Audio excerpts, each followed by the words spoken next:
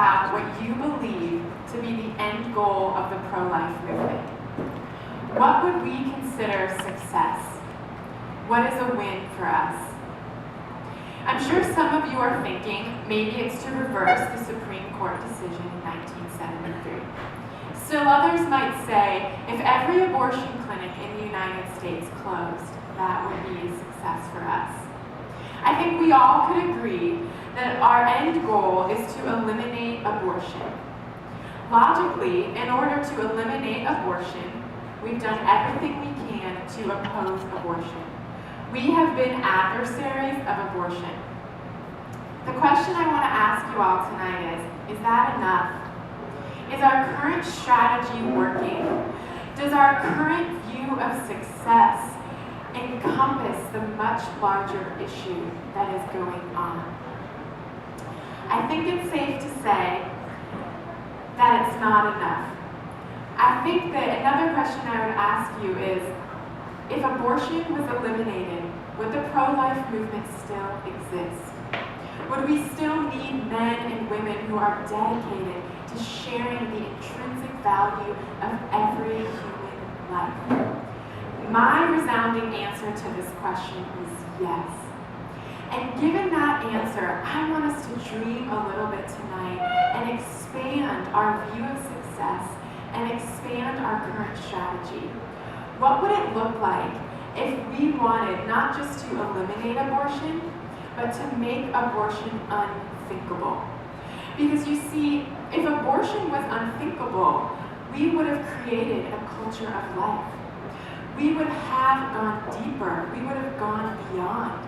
We would have affected people's hearts, their minds, and their worldviews. This is my dream.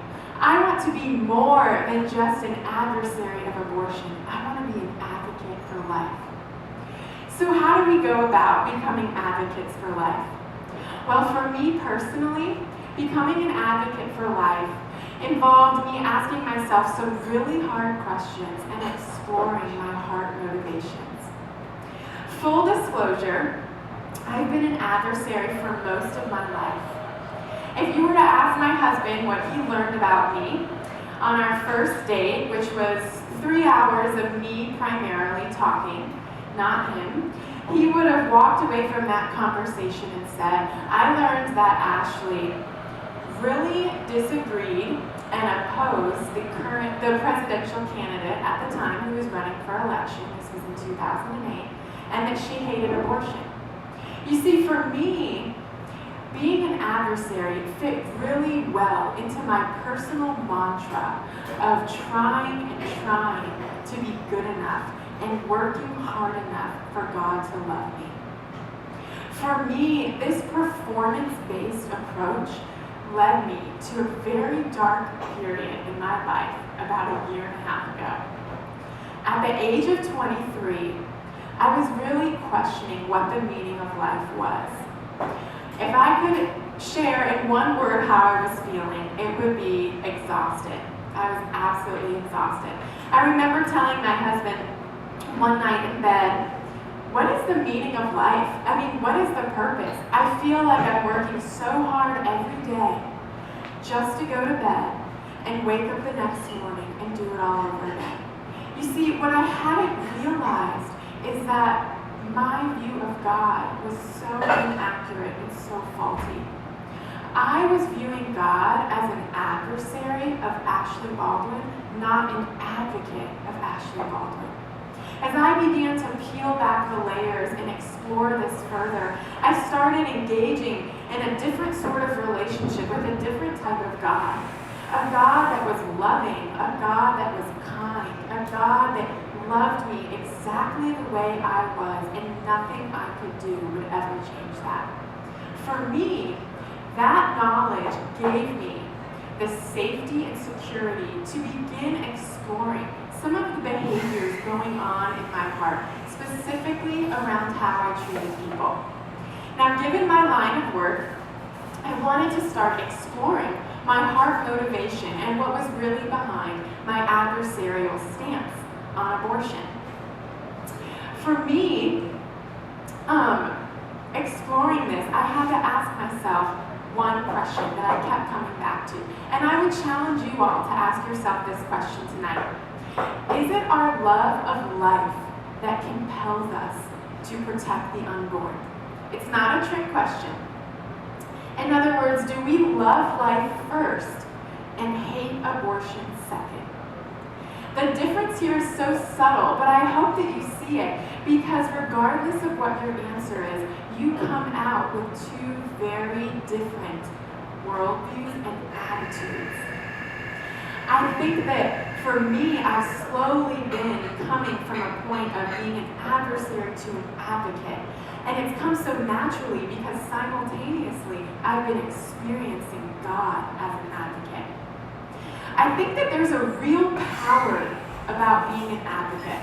I think that as believers, sometimes we miss out on the power of being an advocate because we're so caught up in being an adversary.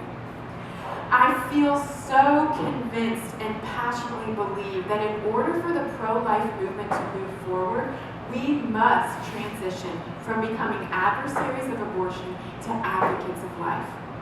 If you look at the pro-life movement right now, it seems like we're kind of at a standstill. We have one group over here, one group over here. There's an imaginary line between the two of us, and we're in a yelling match, and the jury's still out to see who's going to win. But isn't our ambition to do so much more than just be engaged in a battle? Don't we want to come over here and cross this imaginary line and actually enter into a relationship with those that don't think like us? To engage them and sit down and have a conversation about why you believe the way you believe and why I believe the way I believe and what is my heart for life and why does that move me to care about life within the womb? I think that for where we are in the pro-life movement, we've got to start thinking about things differently. The number one criticism of the pro-life movement is that we only care about the baby. We're not caring about the mom, the dad, or the family. We're just there for the baby. Now, I understand that the most vulnerable place for a child to be in the United States right now is inside her mother's womb. And that breaks my heart, which is why I'm engaged in the work that I am. And I want to fiercely protect that child. But what would it be like if we also said, I want to fiercely love and protect that mom, that dad, that family? I think we would be amazed to see what would happen. This is the kind of thing that I dream about. I dream about us creating a culture of life in our great city of Chattanooga. I want it all, but I think we can have it all when we are advocates of life. So I would challenge you all to think about this.